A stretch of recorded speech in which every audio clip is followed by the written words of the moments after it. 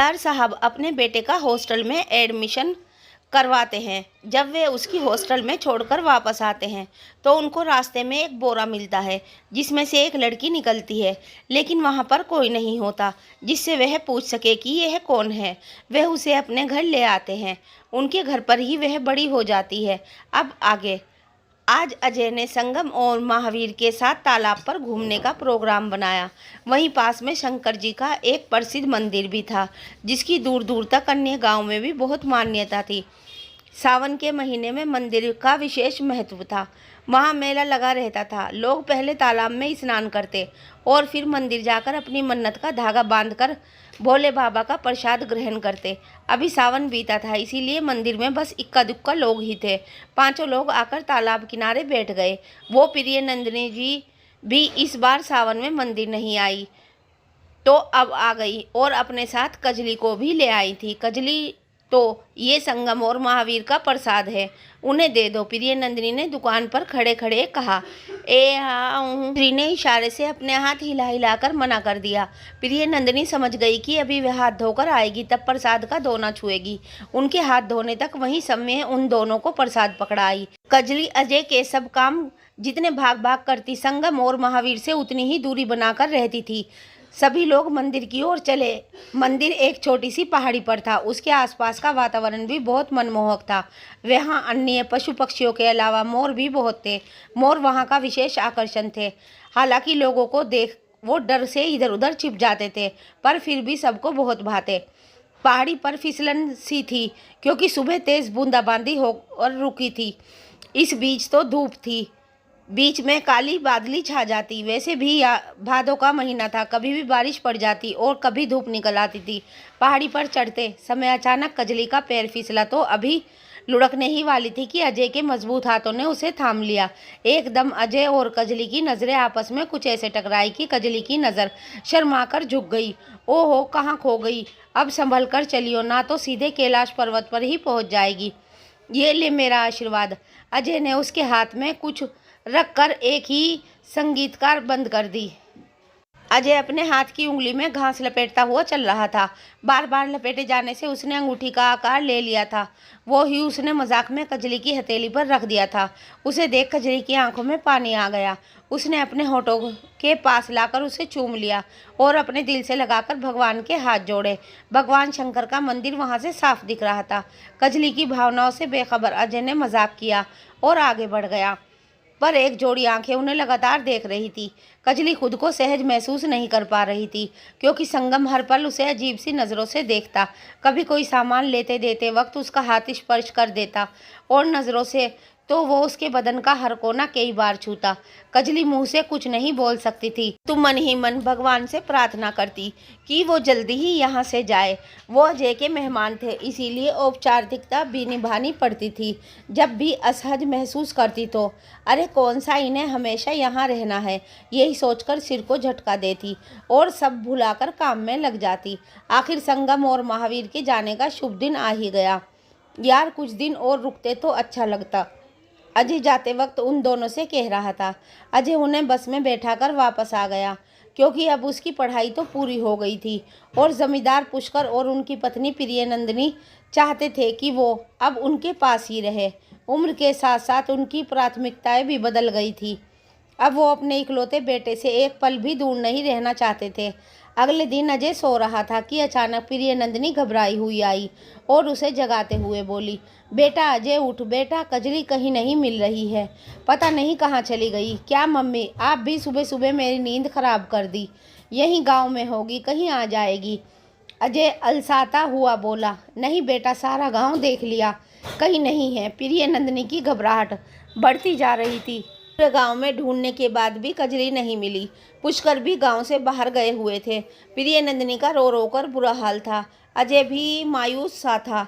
हालांकि वो कजली के साथ ज़्यादा रहा नहीं था, परंतु लगाव तो था ही और माँ के कारण ये लगाव कुछ ज़्यादा ही था।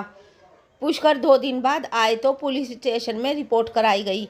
पुलिस ने कजली को बहुत ढूंढा पर वो कहीं नहीं मिली। समझ में नहीं आ रहा था कि उसे आसमान निगल गया या ज़मीन खा गई, और उसके अचानक जाने का कारण भी समझ में नहीं आ रहा था। और कोई कारण हो तब तो समझ आए। बहुत खोजने के बाद भी जब कोई सुराग हाथ ना आया तो पुलिस भी कुछ ढीली पड़ गई। पुष्कर जी और अजय भी काफ़ी हद तक संभल चुके थे, परंतु प्रिय नंदिनी ये स्वीकार नहीं कर पा रही थी। अब भी वो सदमे में थी। हर पल कजरी के इंतज़ार में उनकी आंखें दरवाजे पर लगी रहती थी। पर कहते हैं ना, समय बड़े से बड़ा घाव भर देता है। बीतता हुआ समय पहले दिन और फिर महीने और अब साल में तब्दील हो चुका था। अब मन में कजली के जाने की कसक तो थी, पर संतोष कर लिया था। समय बीतने के साथ पुष्कर और प्रिय नंदिनी ने अजय की शादी के लिए लड़की देखनी शुरू कर दी। एक लड़की पसंद भी आ गई। आज पुष्कर और प्रिय नंदिनी की हवेली रोशनी में नहा रही थी। आज उनके जीवन में फिर से खुशियां दस्तक दे रही थी, पर किसी को पता नहीं था कि ये खुशियां बस पल भर की ही हैं। आज अजय की सगाई थी। अपने ही स्तर का परिवार देखकर पुष्कर और प्रिय नंदिनी ने अजय का रिश्ता तय किया था। अजय को भी लड़की बहुत पसंद थी। आज अजय ने सफ़ेद एंटीक वर्क की खूबसूरत शेरवानी और धोती पहन रखी थी और साथ में जयपुरी दुपट्टा गले में पड़ा था। उस पर मैचिंग मोजड़ी गजब ढा रही थी। अजय लंबा खूबसूरत तो था ही, ऊपर से ऐसे कपड़े बिल्कुल राजकुमार लग रहा था। प्रिय नंदिनी तो उसकी नज़र उतारते नहीं थक रही थी।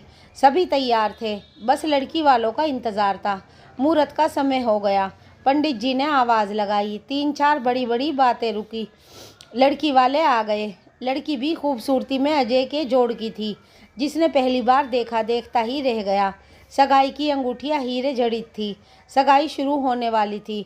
दोनों ने एक दूसरे को पहनाने के लिए अंगूठियां उठा ली, परंतु अचानक ही अजय की नज़र हॉल में लटके झूमर पर गई तो उसकी डर के मारे चीख निकल गई। प्रिय नंदिनी और पुष्कर ने भी उधर देखा, पर उनकी समझ में कुछ ना आया। मम्मी पापा, वो अजय ऊपर उंगली दिखाकर कुछ कहना चाह रहा था, पर उसके शब्द गले में ऐसे अटक गए थे कि बाहर ही नहीं निकल रहे थे। अचानक उसने अंगूठी ऊपर की तरफ उछाल दी। सारे लोग हक्के बक्के से ये तमाशा देख रहे थे, पर अजय उन सब से बेखबर बस ऊपर उंगली दिखाकर वो चिल्ला रहा था। एक साया जिसे कोई नहीं देख पा रहा था, ये नज़ारा बाहर से देख रहा था। ये कहते कहते अजय अतेसा हो गया। ये घटना आज पहली बार थी, इसीलिए पुष्कर और प्रिय नंदिनी समझ नहीं पाए कि अचानक अजय को क्या हो गया। पर वो क्या जानते थे कि अब अजय की सगाई कभी नहीं हो पाएगी। पुष्कर और प्रिय नंदिनी ने अजय के लिए बहुत लड़कियां देखी, पर बात सगाई तक पहुंचती और अजय को दौरा पड़ता। बात खत्म हो जाती, क्योंकि कोई भी लड़की वाला इस घटना के बाद अजय से रिश्ता करने को तैयार नहीं होता।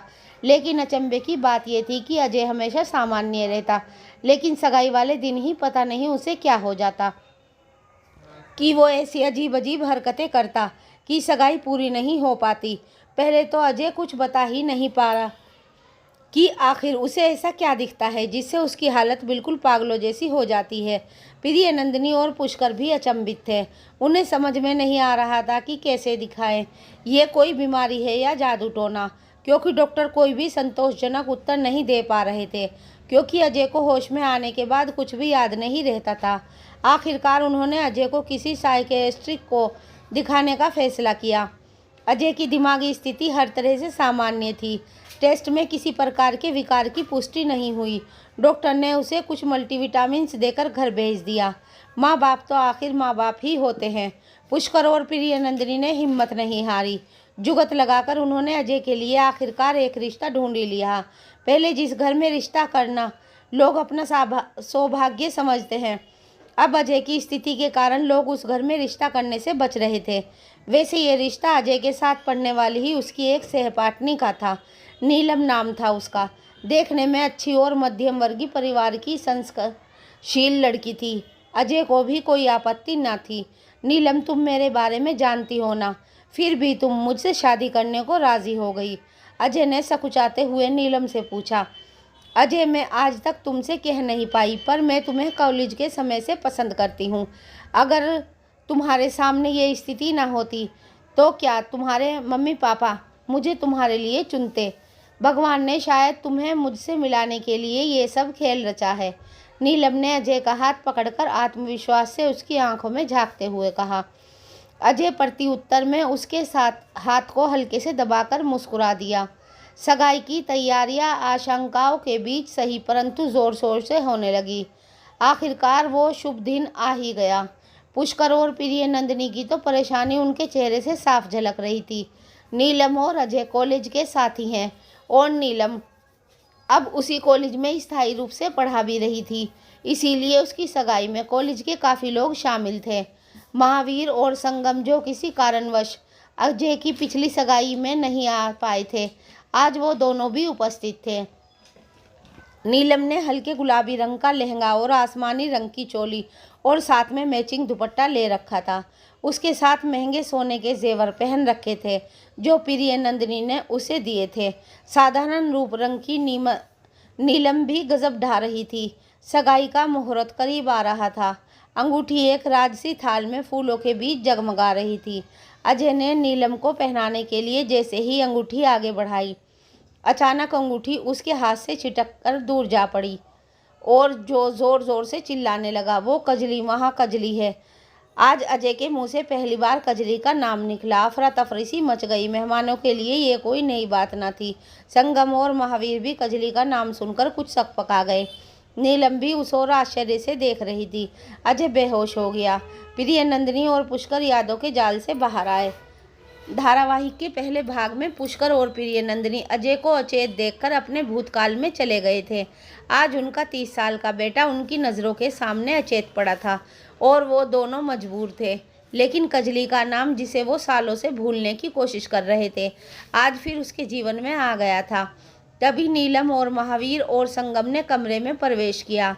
नीलम ने कमरे में आते ही प्रिय नंदिनी के कंधों पर हाथ रखा तो प्रिय नंदिनी खुद को रोक ना पाई और फफक फफक कर रो पड़ी। पता नहीं भगवान हमें किन कर्मों की सज़ा दे रहा है। आंटी जी, आप बिल्कुल परेशान मत होइए, अब मैं हूं ना आपके साथ। अजय को कुछ नहीं होगा। फटाक आवाज़ से बाहर से आई। शायद कोई चीज़ ज़ोर से गिरी थी। यह आवाज़ तो खिड़की की तरफ से आई है। पुष्कर कहते कहते खिड़की की तरफ भागे और उन्होंने खिड़की खोल दी। खिड़की के पास रखा पॉट गिरा पड़ा था और एक साया तेजी से गेट से बाहर निकल रहा था। ये तो वही साया है, प्रिय नंदिनी बोली। प्रिय नंदिनी और नीलम भी खिड़की तक आ चुके थे। कौन है आंटी जी, और ऐसे चुप चुप कर हमारी बातें क्यों सुन रहा था? नीलम प्रिय नंदिनी को देखते हुए आश्चर्य से बोली, ये तो मैं नहीं जानती, पर जिस दिन से कजली हमारे घर आई है उस दिन से यह साया यहाँ नज़र आ रहा है। पर आंटी, अब तो कजली को गए भी कई साल हो गए हैं। अगर इसका संबंध कजली से है तब तो इसे भी चले जाना चाहिए। पता नहीं बेटा, हम इसके बारे में कुछ नहीं जानते। हमने पता लगाने की कोशिश करी, बाहर बैठे गार्ड को भी कहा, पर कुछ हासिल नहीं हुआ। ये साया पता नहीं कहाँ से आता है और कहाँ गुम हो जाता है। हम कुछ नहीं जानते। अब तो आदत सी पड़ गई है। अब की बार पुष्कर जी परेशानी से बोले, हो सकता है इस गुमनाम साये का कोई चक्कर हो अभी तक। संगम और महावीर जो अदृश्य से खड़े थे, उनमें से संगम बोला। डर उन दोनों के चेहरे पर साफ झलक रहा था। शायद इस माहौल से उत्पन्न था। अजय होश में आ गया था और उठकर बैठ भी गया। बेटा, अब तू सही है। हालांकि ऐसा कई बार हो चुका था, परंतु माँ तो माँ ही होती है। मम्मी कुछ ठीक नहीं है। आज मैंने कजली को देखा। माँ, कजली ही थी वो, अजय ने बताया। बेटा, पर कजली कहाँ थी? हमने तो कुछ देखा ही नहीं। सब आश्चर्य से बोले। मम्मी, कजली ऊपर झूमर पर उल्टी लटक रही थी। उसके बाल खुले थे और आंखें गुस्से से लाल थी। मम्मी, वो बहुत डरावनी लग रही थी। अजय के स्वर में अब भी घबराहट थी। लेकिन बेटा, आज तक तो तुझे कुछ पता नहीं लगता था और आज तूने कजली का नाम पुकारा भी और तुझे सब याद भी है। ऐसा कैसे हो गया? पुष्कर ने हैरान होकर पूछा। मैं बताती हूँ। इससे पहले अजय कुछ बोलता, एक आवाज़ आई, नीलम, तुम कैसे जानती हो इस बारे में? प्रिय नंदिनी के आश्चर्य का ठिकाना न था। आंटी जी, मुझे पहले से ही लग रहा था कि ये किसी ऊपरी साये का चक्कर है। अपनी बात की पुष्टि के लिए मैंने माँ काली के बहुत बड़े भक्त बाबा कालेश्वर से संपर्क किया। उन्होंने सुनते ही बता दिया कि ये आत्मा ही है। बाबा भी अपनी दिव्य दृष्टि से उसे नहीं देख पाए। हाँ, इतना ज़रूर बताया कि वो एक बहुत दुखी आत्मा है और उसी कारण उसे अलौकिक शक्तियाँ भी प्राप्त हैं। इसीलिए वो जब तक ना चाहे कोई उसे नहीं देख सकता। बाबा ने एक तावीज़ दिया जिससे अजय को उस आत्मा की छवि साफ स्पष्ट होती, लेकिन ये कुछ पलों तक ही हो सकता था। अब अजय उसे पहचान चुका था। हम कोशिश करेंगे कि वास्तविकता का पता लगा सकें। लेकिन कजली आत्मा कैसे बन गई? हमें तो पता ही नहीं था कि वो अब इस दुनिया में नहीं है।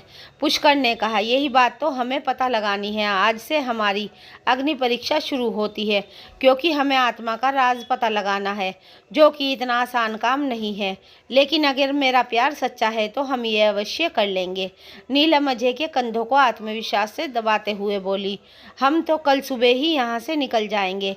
संगम और महावीर एक साथ बोले, तुम अपने दोस्तों को ऐसी परिस्थिति में छोड़कर कैसे जा सकते हो? और फिर बाबा ने कहा था कि आत्मा को देखने के लिए उसे 5 लोगों के नाम के साथ बांधना होगा, जिसमें मैंने उसे तुम दोनों के नाम के साथ भी बंधवा दिया। अब जब तक ये मामला सुलझ नहीं जाता तुम कहीं नहीं जा सकते। अगर गए तो आत्मा तुम्हें हानि भी पहुंचा सकती है, जिसके जिम्मेदार तुम दोनों स्वयं होंगे। संगम और महावीर के चेहरे सफ़ेद पड़ चुके थे। फिलहाल एक बार फिर से नीलम और अजय की सगाई की तैयारियां होने लगी। इस बार सगाई की तैयारियां योजना के तहत की जा रही थी। उमंग और उल्लास के साथ साथ मन में एक अनजाना सा डर भी था। आज सुबह से संगम और महावीर कहीं नजर नहीं आ रहे थे। पता नहीं कहाँ चले गए हैं। पुष्कर बाहर से आते हुए प्रिय नंदिनी से बोले, अरे गए होंगे इधर उधर, आ जाएंगे, चिंता मत करिए। प्रिय नंदिनी ने कहा, और अजय कहाँ है? वो भी तो कहीं उनके साथ ही तो नहीं है? अरे नहीं, वो तो नीलम के साथ बाबा के पास गया है। आज भगवान सब कुछ ठीक कर दें बस। पता नहीं क्या विपदा पड़ गई है हम पर। प्रिय नंदिनी हाथ जोड़ते हुए बोली। शाम होने लगी थी। धीरे धीरे मेहमान आने शुरू हो गए थे। नीलम तैयार हो रही थी। बाहर से अंदर आने वाले हर खिड़की और हर दरवाजे पर एक सुरक्षा गार्ड तैनात कर दिया गया था, और ये कार्य इतने गुप्त तरीके से किया गया था कि किसी को भी इसकी भनक तक ना थी। इसका पता सिर्फ नीलम और पुष्कर को ही था। सगाई की अंगूठियां पारंपरिक तरीके से सजाकर लाई गई। अजय और नीलम आमने सामने खड़े थे। तभी अचानक अजय को लगा कि कजली बाल खोले हुए गुस्से से उसे देख रही है। उसने ध्यान से आंखें मलमल कर देखा तो नीलम खड़ी मुस्कुरा रही थी। अचानक उसे अपने कंधे पर भारीपन महसूस हुआ। देखा तो कंधे पर पैर लटकाकर कजली बैठी है। बहुत गुस्से में लग रही थी। अजय ने चीखना चाहा, पर आवाज़ गले में ही घुटकर रह गई। कौन है, कौन है? बाहर से बहुत तेज़ आवाज़ आई। सभी लोग बाहर भागे। अजय भी बाहर की ओर लपका। बाहर का दृश्य देखकर अजय हैरान रह गया। बाहर एक कंबल ओढ़े व्यक्ति को गार्ड्स ने पकड़ रखा था। परेशान मत होइए, ये इंतज़ाम मैंने और अंकल जी ने कराया है। नीलम ने उसकी उलझन दूर करी। देखो कौन है ये, इतने सालों से हमारा जीना दुश्वार कर रखा है। प्रिय नंदिनी ने पुष्कर से कहा, सब दूर हट जाओ, कहीं इसके पास कोई हथियार ना हो। पुष्कर ने सबको सचेत करा और आगे बढ़कर उसका कंबल खींचा। कंबल हटते ही सब हैरान रह गए। वो एक बूढ़ी औरत थी। कंबल के पीछे उस बूढ़ी औरत को देखकर सब हैरान रह गए, जिस साय से वो किसी अनहोनी की उम्मीद कर रहे थे। क्या वो ये बूढ़ी औरत थी? नहीं नहीं, ये बूढ़ी लाचार औरत किसका अहित नहीं कर सकती। प्रिय नंदिनी के मन में बार बार यही विचार आ रहे थे। तुम कौन हो और ये साया बनकर हमारे घर के आसपास क्यों घूमती रहती हो? पुष्कर उससे पूछ रहे थे, पर वो ऐसे टुकर टुकर देख रही थी जैसे उसने कुछ सुना ही ना हो। पुष्कर परेशान होकर बोले, क्या हुआ, कुछ बोलती क्यों नहीं? तुम्हें सुनाई नहीं देता क्या? ये पूछते हुए पुष्कर ने उसका कंधा झिझोड़ने के लिए हाथ बढ़ाया ही था कि अचानक वो औरत बिजली की तेजी से घूमी और उसने अपने लहंगे में घोंपा हुआ खंजर निकाल लिया और उसे पुष्कर के सामने कर दिया। कमाल की फुर्ती थी। इतनी देर में तो वहां खड़े लोगों में से कोई अपनी पलक तक ना झपक पाया था, और उस बूढ़ी औरत ने, कमज़ोर सी दिखने वाली औरत ने उन पर खंजर तान दिया था। सभी छिटक कर दूर हट गए। वातावरण में शांति छा गई। चलिए सब लोग अपना अपना काम करिए, सगाई का समय हो रहा है। यहाँ भीड़ लगाकर मत खड़े रहिए। प्रिय नंदिनी ने वहाँ एक तीव्र भीड़ को हटाने में के मकसद से कहा, क्योंकि उसे समझ आ रहा था कि वो बूढ़ी औरत इतनी भीड़ देखकर समय को असहज महसूस कर रही थी। भीड़ के डर के साथ पुष्कर के सवाल ने उसे और ज़्यादा भयभीत कर दिया था, इसीलिए शायद उसने खंजर निकाल लिया था। भीड़ छटने के बाद प्रिय नंदिनी और पुष्कर ने सोचा कि अब तसल्ली से उससे बात करते हैं, पर यह क्या, भीड़ के साथ वो औरत भी नदारद थी। एकदम से तो सब कुछ जीत कर भी हार गए। पता नहीं उन्होंने इतनी बड़ी गलती कैसे कर दी थी। नीलम, नीलम कहाँ है? प्रिय नंदिनी ने इधर उधर देखते हुए पूछा। नीलम भी कहीं नजर नहीं आ रही थी। पुष्कर ने भी नजरें दौड़ाई पर नीलम तो गायब थी। दोनों किसी से क्या कहते, चुपचाप हारे हुए खिलाड़ी की तरह घर के अंदर की ओर बढ़ गए। अभी वो पूरी तरह से अंदर पहुंच भी ना पाए थे कि उन्हें पीछे से आवाज आई, सुनिए। पुष्कर और प्रियनंदिनी चौंक कर एक साथ पीछे मुड़े। पीछे देखते ही उन दोनों की आंखें आश्चर्य से खुली रह गई। नीलम उसी बूढ़ी औरत के साथ थी और साथ में कोई बाबा भी थे। ये कौन है नीलम बेटा? अंकल जी, मैं आपको सब कुछ बताती हूँ, पर यहाँ खड़े रहकर नहीं। पहले आप मेरे साथ अंदर चलिए। हाँ हाँ, अंदर चलकर आराम से बात करते हैं। पुष्कर की बेसब्री बढ़ रही थी। प्रियनंदिनी का भी यही हाल था। आखिरकार इतने सालों का राज जो खुलने वाला था। दोनों पति पत्नी ने एक पल भी गंवाए बिना अंदर कदम बढ़ा दिए। 1 मिनट रुकिए, नीलम ने अचानक सबको रोक दिया। आगे के रास्ते से जाना ठीक नहीं रहेगा। सबकी नज़र हम पर पड़ेगी। कोई भी कुछ भी पूछ सकता है और अभी हमें सारी बातें गुप्त रखनी है। इसीलिए ऐसा करते हैं, पीछे के रास्ते से चलते हैं हम। ये तो तुम ठीक कह रही हो। पुष्कर भी सहमत थे। सभी लोग पीछे के रास्ते से हवेली के वाले कमरे में पहुंच गए। आंटी जी, अंकल जी, ये बाबा ना कालेश्वर हैं। अजय कहाँ है? बाबा कालेश्वर से प्रियनंदिनी को अजय का ख्याल आया, क्योंकि वो भी नीलम के साथ बाबा के पास गया था। परेशान मत होइए आंटी जी, वो अभी पूजा में है। सगाई शुरू होने से पहले आ जाएंगे। नीलम, ये बताओ बेटा, ये तुम बाबा को साथ क्यों लाई हो? प्रियनंदिनी ने पूछा। इस बात का जवाब आपको अभी मिल जाएगा, जब आपको इस बूढ़ी औरत की असलियत पता चलेगी। नीलम यकीन से बोली। बताओ तुम कौन हो और हमें चोरी छुपे क्यों देखती रहती हो? बूढ़ी औरत समझ चुकी थी कि अब बचने का कोई रास्ता नहीं है। पहले आप सबको मैं एक कहानी सुनाती हूँ। बूढ़ी औरत बोली। हमारे पास तुम्हारे कहानियों को सुनने का समय नहीं है। कहना है साफ शब्दों में कहो। पुष्कर गुस्से से बोले। पूरी बात सुनकर ही आप जान पाएंगे कि असलियत क्या है, और मैंने जो किया वो मेरी मजबूरी थी, इसीलिए कृपया आप मेरी बात सुन लीजिए। वो औरत गिड़गिड़ाते हुए बोली। हालांकि समय का अभाव था, परंतु इतने साल पुराने राज को जानने की जिज्ञासा भी थी। एक बंजारों का कबीला था। बंजारे यहाँ वहाँ घूमते रहते, तरह तरह के खेल करतब दिखाकर अपनी आजीविका चलाते थे। इसी कबीले में जोगेश्वर का परिवार भी था। जोगेश्वर एक तांत्रिक था। उसकी पत्नी काली एक सीधी सीधी सादी औरत थी, परंतु जोगेश्वर बहुत धूर्त था। वो किसी भी तरह से अलौकिक शक्तियों का स्वामी बनना चाहता था। इसके लिए वो बच्चों के रक्त का प्रयोग तंत्र साधना की पूजा के वक्त करता था। उसमें वो बारी बारी से लड़के और लड़कियों के रक्त चढ़ाता था। बच्चों का ताज़ा रक्त जब तंत्र साधना में प्रयोग किया जाता है तो उसमें बच्चे को बेहोश किए बिना एक नर खोपड़ी में रक्त भरा जाता है, जिसमें कई बार डर से या कई बार कमजोरी से बच्चों की मृत्यु तक हो जाती थी। पर जोगेश्वर तो अलौकिक शक्तियों के लालच में वहशी दरिंदा बन चुका था।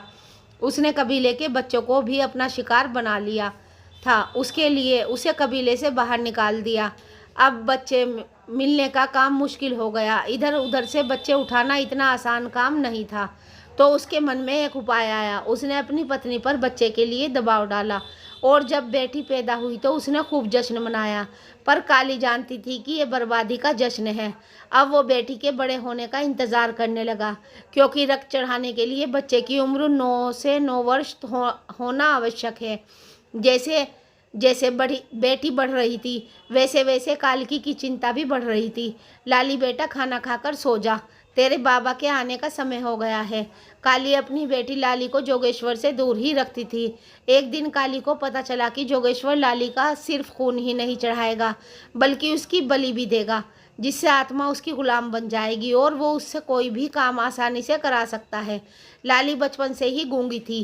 काली को लाली की चिंता खाई जा रही थी। उसकी समझ में नहीं आ रहा था कि वो कैसे उसकी जान बचाए। अचानक उसके मन में एक उपाय आया। उसने लाली को एक ऐसी जड़ी खिला दी जिससे वो कुछ देर के लिए बेहोश हो गई और होश में आने पर अपनी याददाश्त भी भूल जाती। फिर लाली को एक बोरे में छेद करके उसमें बंद कर दिया, जिससे उसे सांस भी आता रहे, और उस बोरे को बीच सड़क पर रखकर वहीं झाड़ियों में छुप गई। इतना कहने के बाद बूढ़ी औरत ने एक लंबी सांस ली। आगे का सब आप जानते हैं। आपकी कजली ही मेरी लाली थी। मैं तो बस अपनी बेटी को देखने यहाँ आती थी। क्या? पुष्कर और प्रियनंदिनी एक साथ बोले। पर अब तो कजली यानी कि तुम्हारी लाली भी यहाँ नहीं है। फिर तुम यहाँ क्यों आती हो? लाली आपके घर में क्या इस दुनिया में ही नहीं है। मैं अपनी बेटी को आपके यहाँ सुरक्षित समझती रही, पर ऐसा नहीं था। मेरी लाली के साथ बहुत बुरा हुआ है, बहुत बुरा। मेरी बेजुबान बच्ची काली की रोते रोते हिचकियाँ बंधने लगी। क्या हुआ लाली के साथ? प्रिय नंदिनी हैरान थी। मेरा मतलब है कजरी के साथ क्या हुआ? प्रिय नंदिनी संभल कर बोली। प्रिय नंदिनी और पुष्कर ये बात सुनकर एकदम अवाक से थे कि उनके घर में कजली के साथ कुछ बुरा हुआ है। वो तो लोगों के कहने से उनके मन में फ़र्क आ गया था, नहीं तो वो दोनों तो कजली को अपनी बेटी जैसा ही प्यार और मान देते थे। मैं बताता हूँ उस बच्ची के साथ क्या हुआ है, बाबा कालेश्वर बोले। तो सब हैरान रह गए। बाबा आप कैसे जानते हैं? पुष्कर हाथ जोड़कर बाबा से बोले। अजय कजली की आत्मा को पहचान गया था, इसीलिए जब बाबा पूजा में बैठे थे तब उन्होंने मुझसे कजली का वस्त्र मंगाया था, जिससे आत्मा के बारे में ज़्यादा जानकारी हासिल कर सके। नीलम ने जवाब दिया। हाँ, उससे हमें पता लगा कि वो आत्मा दुखी होने के साथ साथ गर्भवती भी है। बाबा कालेश्वर के कहते ही सबके मुंह एक साथ खुले के खुले रह गए, क्योंकि ऐसा कैसे हो सकता है? प्रिय नंदिनी ने परेशानी भरे स्वर में पूछा। यही बात जानने के लिए तो आज हम यहाँ आए हैं, क्योंकि उस आत्मा को विशेष शक्तियाँ प्राप्त हैं। वो अपनी इच्छा अनुसार ही कहीं आती जाती है, ज़बरदस्ती कोई उससे कुछ नहीं करा सकता, बाबा ने बताया। लेकिन बाबा यहाँ कैसे पता लगेगा? पुष्कर के पूछने पर बाबा बोले, तुम्हारे पुत्र की सगाई से अवश्य उसका कोई संबंध है, तभी वो सगाई के यहाँ अवश्य नजर आती है। आज भी ऐसा ही होगा। और अजय जो पूजा कर रहा है, उसके संपन्न होते ही वो आत्मा को स्पर्श करने में समक्ष हो जाएगा, क्योंकि उस आत्मा को हमारे मंत्रों की शक्ति भी रोकने में असफल है। उसे कोई रोक सकता है तो बस अजय ही है। हाँ, एक बात का हमें और शक है। वो क्या बाबा? ये भी हो सकता है कि वो आत्मा पहले से ही किसी के वश में है। मुझे तो समझ में ही नहीं आ रहा, ये क्या हो रहा है? हम क्या जानना निकले थे और क्या बातें सामने आ रही हैं? सच में मेरा जी बहुत घबरा रहा है। प्रिय नंदिनी रोते हुए पुष्कर से बोली। मम्मी आओ, डरो मत, जो भी होगा अच्छा ही होगा। अजय भी पूजा खत्म करके आ गया था। अजय तूने तो कुछ नहीं किया? पुष्कर ने सीधे सीधे पूछा। पापा, आपको मुझ पर इतना भी भरोसा नहीं है? आप ऐसा सोच भी कैसे सकते हैं? नहीं बेटा, हमें अपनी परवरिश पर पूरा भरोसा है। तुम ऐसा कोई काम नहीं कर सकते जिससे हमें शर्मिंदा होना पड़े। प्रिय नंदिनी गर्व से बोली। पर पुष्कर अब भी पेशोपेश में थे। संगम और महावीर सुबह से नहीं दिख रहे थे।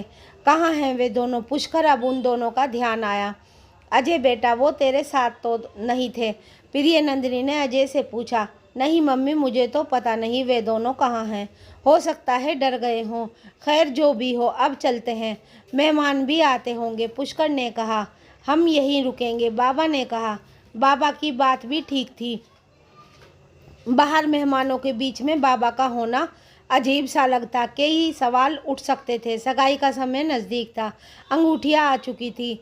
आज अजय सतर्क था। नीलम भी इधर उधर देख रही थी। अभी अजय ने अंगूठी नीलम की ओर बढ़ाई थी कि अचानक उसकी आंखें फैल गई और वो डर के मारे चीखा। आज कजली बिल्कुल उसके सामने पीठ करके खड़ी थी और बिना मुड़े ही उसने अपना चेहरा पीछे घुमा लिया। एक तो पीठ की ओर चेहरा, ऊपर से आंखों के सफ़ेद गोले बाहर लटके हुए और साथ में बाल खुले थे। अजय चीखे बिना ना रह पाया। अजय की चीख सुनकर बाबा कालेश्वर बाहर आ गए। अजय बेटा, आत्मा पर वो पूजा के फूल और भभूति डाल दो। बाबा की आवाज़ सुनते ही अजय ने अपने रुमाल में से बंधे हुए फूल और भभूति कजली पर डाल दी। डालते ही ऐसा लगा मानो कजली को चोट लगी हो, क्योंकि उसके चेहरे पर दर्द के भाव आ गए थे। अजय को दुख का अनुभव हुआ। उसका हाथ रुक गया। अजय को कमज़ोर पड़ता देख बाबा ने फिर कहा। बेटा, कमज़ोर मत पड़ना, ये समय फिर नहीं आएगा। मैं सारे फूल और भभूति कजली पर डाल दी। ऐसा लग रहा था मानो वो आग में जल रही हो और वो सबको दिखाई देने लगी।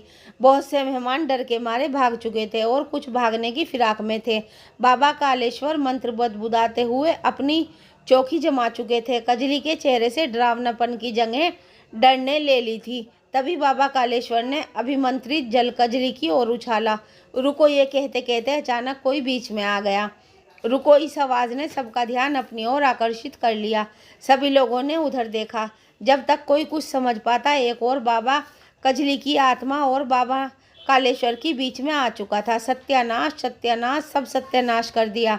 बाबा कालेश्वर गुस्से से चिल्लाए, क्योंकि उनका फेंका हुआ जल आत्मा पर ना गिर पर उस बाबा के ऊपर चला गया था। कौन हो तुम, कहाँ से आए हो? बाबा कालेश्वर ने गुस्से में उफनते हुए पूछा। अभी तक उस बाबा का चेहरा जटाओं में छिपा हुआ था। उस बाबा ने अपनी जटाएं हटाकर जैसे ही अपना चेहरा बाहर निकाला, सभी की आंखें खुली की खुली रह गई। दो दो बाबा कालेश्वर। किसी को अपनी आंखों पर विश्वास नहीं हो रहा था। हर कोई अपनी आंखें मलमल कर पुष्टि कर रहा था। परंतु सच्चाई यह थी कि सबके सामने दो बाबा एक सी शक्ल के थे। सब लोग अभी इसी बात को समझने का प्रयास कर रहे थे कि अचानक नीलम जोर जोर से हंसने लगी और गायब हो गई। इतनी देर में नीलम के साथ आए बाबा का रूप भी बदल चुका था। अरे ये तो जोगेश्वर है, काली चिल्लाई। इसका मतलब है कि ये जोगेश्वर का रूप बदल कर आया था और उसके साथ आई नीलम बस आंखों का भ्रम थी। काली अब सब समझ गई थी। हाँ, असली बाबा कालेश्वर ये हैं और मैं हूँ असली नीलम। हमें इस जोगेश्वर ने कैद कर दिया था। आंटी जी, जब वो बूढ़ी औरत पकड़ी गई थी तब मैं गायब हो गई थी। उसी समय जोगेश्वर ने अफरा तफरी मचने पर मुझे उठा लिया था और बाबा कालेश्वर को अपनी शक्ति के प्रयोग से बांध दिया था। बेटा, तो तुम लोग कैसे छूट कर आए? प्रिय नंदिनी और पुष्कर, जो अब तक हक्के बक्के से खड़े थे, एक साथ बोले, हमें इन्होंने आज़ाद कराया है। ये कहते हुए नीलम ने एक और उंगली उठा दी। वहाँ संगम और महावीर खड़े थे। तुम तो सुबह से कहीं नजर नहीं आ रहे थे। पुष्कर ने पूछा, तुम दोनों यहाँ कहाँ से प्रकट हो गए? अजय, जो अब तक दूर खड़ा था, वो उनके पास आकर पूछने लगा। मैं बताती हूँ, पहले तुम ये संभालो। नीलम ने आगे बढ़कर एक पुड़िया खोलकर उसमें से राख अजय पर फेंकी। अजय वहीं अचेत होकर गिर पड़ा। मेरा बच्चा। प्रिय नंदिनी उसकी ओर बढ़ी। रुक जाइए आंटी जी, ये हमारा अजय नहीं है। ये तो इस बाबा जोगेश्वर का चेला है, जो अजय का रूप धरकर हम सबको धोखा दे रहा था। क्या? फिर मेरा बच्चा कहाँ है? मम्मी, मैं यहाँ हूँ। असली अजय वहाँ आ चुका था। ये सब इस जोगेश्वर का फैलाया जाल था। बाबा कालेश्वर बोले। क्या बाबा, हमारी समझ में कुछ नहीं आ रहा है, सब समझाता हूँ। पहले इस बच्ची को देख लूँ। बाबा कालेश्वर कजरी की आत्मा की तरफ मुड़े, जिसे जोगेश्वर ने पकड़ रखा था। छोड़ दे इसे, दुष्ट तांत्रिक। बाबा कालेश्वर ने जोगेश्वर को ललकारा और कुछ मंत्र बदबुदाने लगे। नहीं, इसे मैं नहीं छोड़ने वाला। बहुत इंतजार किया है मैंने, अब कहीं नहीं जाने दूंगा। जोगेश्वर ने अपनी बात कहते कहते अपने कमंडल से निकालकर सिंदूर कजरी पर डाल दिया और कजली गायब हो गई। क्या करा है तूने मेरी बच्ची के साथ? काली ने जोगेश्वर को झिंझोड़ कर पूछा। इतने में बाबा कालेश्वर ने तेजी के साथ जोगेश्वर को एक अभिमंत्रित धागे से बांध दिया। ये सारा खेल इस जोगेश्वर का रचाया हुआ था। इसने काली का पीछा करके पता लगा लिया था कि कजली का पालन पोषण यहाँ हो रहा है। नीलम ने कहा। संगम और महावीर की बुरी नज़र कजली पर थी। इसका भी गलत इस्तेमाल जोगेश्वर ने किया। जब संगम और महावीर यहाँ रहने आए थे, तब दाते समय गांव के बाहर ना जाकर यहीं गांव में ही छुपकर बैठ गए थे, जिससे कजली को उठा सकें, और रात में कजली को उठाकर ले भी गए। इस बेचारी बेजुबान को उठाना कोई भारी काम ना था, लेकिन हमने कुछ नहीं किया। संगम और महावीर नीलम की बात से बीच में बोले। हमें तो इस बाबा ने रास्ते में ही रोक लिया था और डरा धमकाकर कजरी को अपने ठिकाने पर ले गया। हम तो उसके बाद शहर चले गए और अब अजय की सगाई पर ही दोबारा आए हैं। हाँ, ये दोनों सच कह रहे हैं। अपनी शक्तियाँ पाने के मदर में ये इतना अंधा हो गया था कि इसने अपने चेले से अजय का रूप रखवा कर अपनी बेटी के साथ दुष्कर्म करवाए, और जब वो गर्भवती हो गई तो उसने जलाकर मार डाला। मारने के बाद इसके शव का अंतिम संस्कार करने के बजाय उसे संभाल कर रखा, जिससे उसकी आत्मा को ये अपने वश में रख सके। और इस जलील इंसान ने कजली के मन में ये बात ठूस ठूस कर भर दी थी कि उसकी और अजय की सगाई हो चुकी है। अजय ने अनजाने में या मजाक में मंदिर जाते वक्त घास की जो अंगूठी कजली को दी थी, उसे इसने कजली के दिमाग में सगाई की अंगूठी कहकर भर दिया। और तो और अब ये अजय को कजली के हाथों मार डलवाना चाहता था, क्योंकि अजय के परिवार ने कजरी को शरण दी थी और ये दुष्ट इसका बदला लेना चाहता था। इससे इसका वो बदला भी पूरा हो जाता और इसकी शक्तियाँ और भी बलशाली हो जाती। नीलम बोलते बोलते हिचकियाँ लेने लगी तो बाबा कालेश्वर बोले, जब कोई आत्मा बदला लेने पर आमादा हो जाती है तो वो कुछ भी अच्छा बुरा नहीं देखती है। यही कजली के साथ भी हुआ। अपनी हालत का जिम्मेदार अजय को मानती रही, क्योंकि इस जोगेश्वर ने उसे कुछ समझने ही नहीं दिया। इतने में बाबा कालेश्वर द्वारा बांधे गए जोगेश्वर ने अपने मंत्रों के प्रभाव और लगातार संघर्ष से खुद को आज़ाद कर लिया। इससे पहले बाबा कालेश्वर कुछ करते वो आंखों से ओझल हो गया, अपने ठिकाने पर गया होगा। बाबा ने कहा, नहीं, हमें पता है ये कहाँ गया होगा। आज सुबह से ही इसने हम दोनों को वहाँ बुला लिया था। वहाँ एक पूजा चल रही थी। नीलम ने 5 लोगों के नाम के साथ उस आत्मा को बांधा था, जिसमें 2 हम भी थे। इसीलिए इस बाबा ने हमारे साथ वो पूजा करी जिससे आत्मा बंधन मुक्त हो जाए। महावीर ने बताया। बाबा कालेश्वर के साथ सभी उस स्थान पर पहुँचे। वहाँ जोगेश्वर तो नहीं मिला, पर खोजने पर कजली का शव मिल गया। बाबा कालेश्वर ने शव रखकर पूजा प्रारंभ कर दी। तभी जोगेश्वर वहां आ गया। उसने अपनी शक्तियों के प्रभाव से कजली का शव तितर बितर कर यहाँ वहाँ फैला दिया। बाबा कालेश्वर ने पहले जोगेश्वर को काबू किया और फिर से पूजा आरंभ की। कजली की आत्मा आई तो वो बहुत बेचैन थी। अजय ने सारी बात उसे बताई। शायद वो सब समझ रही थी। उसकी आंखों से आंसू बहने लगे। बाबा कालेश्वर ने विधि पूर्वक शव का अंतिम संस्कार किया। कजली यूं ही मूक चली गई और जाते जाते अपनी क्रोध की ज्वाला में जोगेश्वर को राख कर गई।